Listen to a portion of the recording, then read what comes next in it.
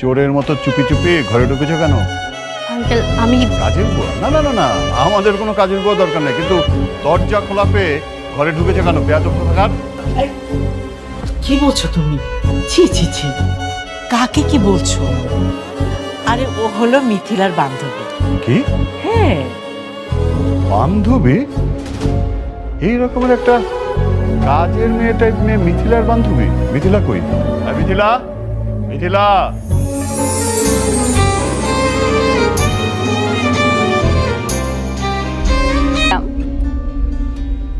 মিথিলা, তোমার এত অধপতন কবে থেকে হলো? মানে আমি আবার কি করলাম? একটা বস্তি টাইপের মেয়ে, মানে কাজের মেয়ের মতো একটা মেয়ে তোমার বান্ধবী? এই তুমি তোমার লেভেল জানো না? বাবা, তুমি আমার সামনে দাঁড়িয়ে আমার বান্ধবীকে এভাবে অপমান করতে পারো না। ধনী গরিব দিয়ে কখনো বান্ধবী হয় না। বান্ধবীর বাসায় গেছে, কোন বস্তিতে থাকে? ওই ভালো করে সব চিনে তো। কোন বস্তিতে থাকে এটা তো কইতে পারি না, আশেপাশে কোনো বস্তিতে থাকে মনে হয়। তোমার মাইয়ারকে খাইয়া দেয় কোনো কাম নাই, হ্যাঁ? আমরা নিজেরাই খাইতে পাই না, হয়ে গেছে আবার বান্ধবীর আনতে। তো কয়দিন থাকবো তোমার মাইয়ারে বান্ধব? মানে যাবো, তুমি যদি আমাকে না যেতে দাও তাহলে আমি কি করতে পারি তুমি কিন্তু খুব ভালো করেই জানো। আহ যাক না, দুই একদিনের ব্যাপার তো। তোমার সমস্যাটা কোথায় বলো তো? কোনো সমস্যা নেই, একজন কোটিপতির মেয়ে বস্তিতে গিয়ে থাকবে, এই বিষয়টা একবার ভাবো। বাবা, তুমি আর একটা আজে বাজে কথা বললে কিন্তু আমি এই বাস থেকে বের হয়ে যাব। আচ্ছা ঠিক আছে, ঠিক আছে, যাবে যাও, কিন্তু তুমি একা যেতে পারবে না, তোমার সাথে আনোয়ারও যাবে, আর সাথে দুজন বডিগার্ড থাকবে, ঠিক আছে?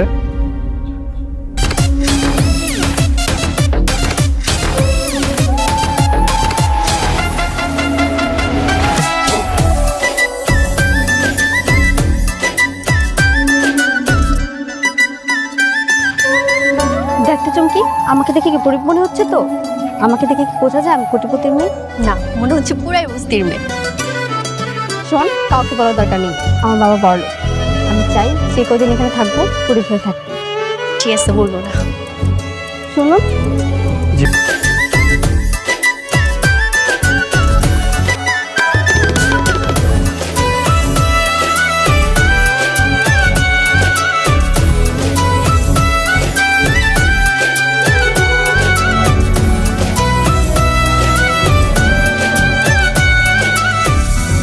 মিথিলা, ওইটা আমার ভাই।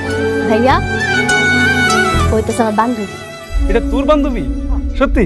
হ, আসসালামু আলাইকুম। ওয়ালাইকুম আসসালাম। চুপ দিকে। আর কিন্তু অনেক ভালো মাইয়া।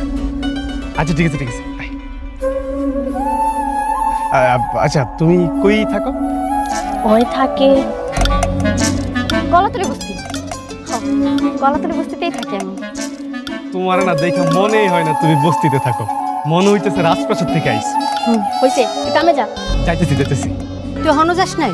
আর যাইতেছি মা, বাড়িতে নতুন মেহমান এসেছে, তাই একটু কথা কইতেছিলাম। তাও ঘরে নিয়ে যাও। তুই না কইলেও আমি ওরা ঘরেই নিতাম। তোর না কইছি কামে যেতে, যা কামে যা। আরে কাজে তো যামই, আজকে কাজটা না থাকলে না খুব ভালোই হতো। বাড়িতে নতুন মেহমান আইছে। যাইতেছি যাইতেছি মা, আমি গেলাম। 3 সপ্তাহের বাকি টাকা চাইছি দেখা ওই রতন দোকানদার আবার সব মাল আগুন দিয়ে পুড়ে দিছে। মা আমার মারছে। হায় হায়, এমনি পিটাইলো। ভাইয়া, কোন দোকানদার? ওই যে 7 নম্বর ব্রিজের পাশে রতন দোকানদার, ওই করছে। শালা বাটপার একটা। রতন?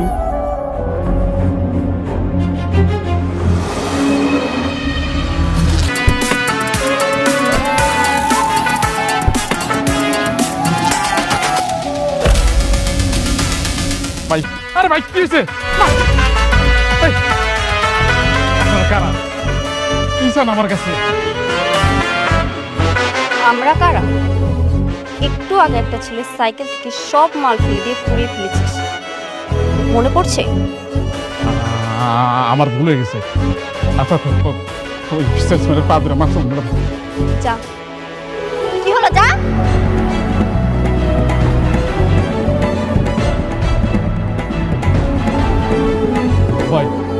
ভাই ভাই গো তুমি আমার মাফ করে দাও, আমি ভুল করে ফেলছি, আমি না বুঝে তোমার সাথে অন্যায় করে ফেলছি ভাই, তুমি আমার মাফ করে দাও ভাই। ও ভাই, ভাই গো। জি রতন ভাই, আপনি পা ধরতেছেন কে ভাই? পা চালান ভাই, উঠেন উঠেন। মানে মানে তোমার তো আমি বাকি নিয়েছিলাম না, এই যে এটা হলো গিয়া এই যে বাকি টাকা, হ্যাঁ, আর যে মাল তোমার নষ্ট করছিলাম তার জরিমানা, এই যে আমি আমি তোমার সাথে খুব দুর্ব্যবহার করছি, আর করবো না ভাই, আমার ভুল হয়ে গেছে ভাই, তুমি আমার মাফ করে দাও ভাই। ঠিক আছে রতন ভাই, আমি টাকা পাইছি, আমার আর কোনো দাবি নেই, কিন্তু ভাই এরকম সামনে আর করেন না। দেখেন তো কত কষ্ট করে টাকা ইনকাম করতে হয়। আমি আমার ভুল হয়ে গেছে, এই যে আমি কানে ধরছি, এরকম ভুল আমার জীবনে হবে না, মরার আগ পর্যন্ত আর এরকম ভুল করবো না রে ভাই। হ্যাঁ, আমার মাফ করছো তো তুমি? আসি, আসসালামু আলাইকুম।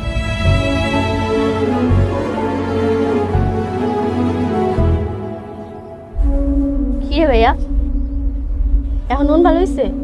হ্যাঁ ভালো, আর টাকা না দিয়ে কই যাবো বল? আমি যে কি জিনিস ওটা রতন ভালো করে চিনি। দেখো না, পা ধরছে। ঠিকই কইছেন, আপনার মনে হয় খুব ভয় পায়, নাহলে কেউ এভাবে বাড়ির সামনে এসে পা ধরতো না। হ, ভয় পাইছি।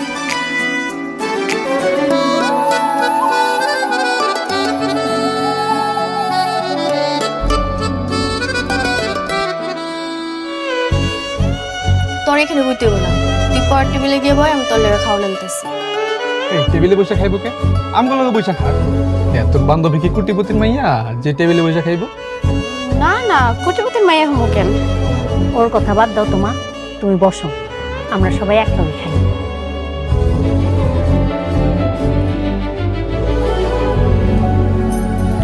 আচ্ছা, তোমার নামটা জানি কি কইলা?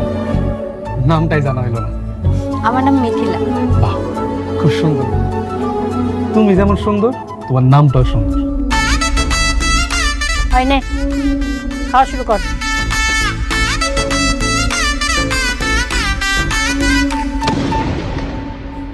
আয় হায়, এই সময় বিদ্যুৎ চলে গেল। এত জোরে শব্দ হলো কিসের? মনে হয় ট্রান্সমিটার ব্লাস্ট হয়েছে। আজকে আর বিদ্যুৎ আইবে বলে মনে হয়। তাহলে এখন কি হবো? অন্ধকার যে। আমি হারিকেন জ্বালায় আনতেছি, সবাই একটু চুপচাপ বসো।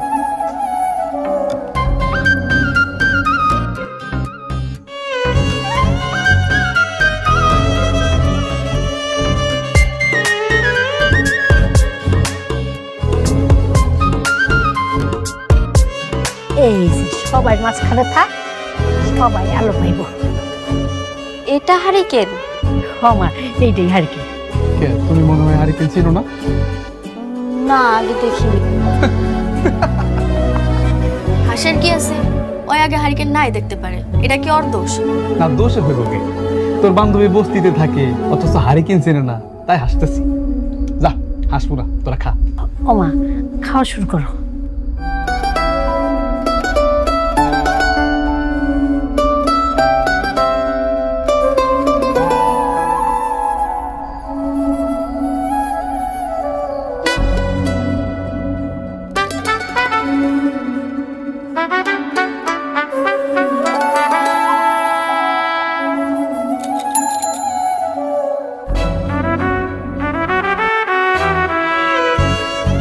কি রে ভাইয়া, বিদ্যুতের লোক কি আইব না?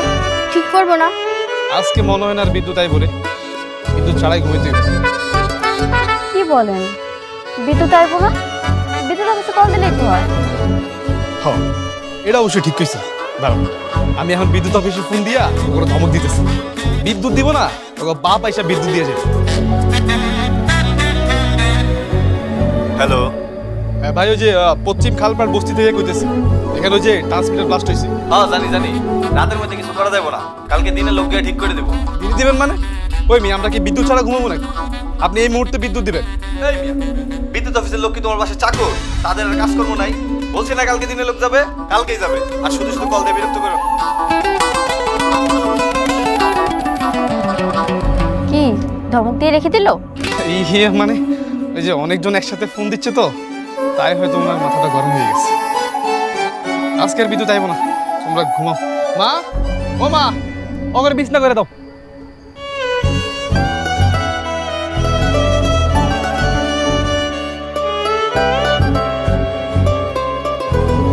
ম্যানেজার সাহেব, ইয়েস ম্যাম। এখানে বিদ্যুৎ নেই, বিদ্যুতের ব্যবস্থা করতে পারবেন না? জি ম্যাডাম, পারবো। ঠিক আছে, তাহলে তাড়াতাড়ি ব্যবস্থা করেন, এত গরম আর সহ্য হচ্ছে না। ওকে, ঠিক আছে।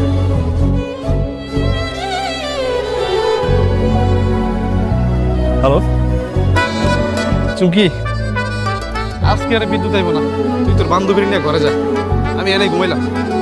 বাইরে কেন? কারণ আমাকে দুইটা ঘর, একটা ঘরে তুই আর আমি ঘুমাবো, আর একটা ঘরে মাই ঘুমাবো, আর ভাইয়া বাইরেই থাকুক। এমনি তুই যে গরম পড়ছে, গরম কম লাগবে। তাহলে একটু পরে যাই, বিদ্যুৎ আসুক, তারপর ঘরে গিয়ে ঘুমাবো। চল আমরা গল্প করি।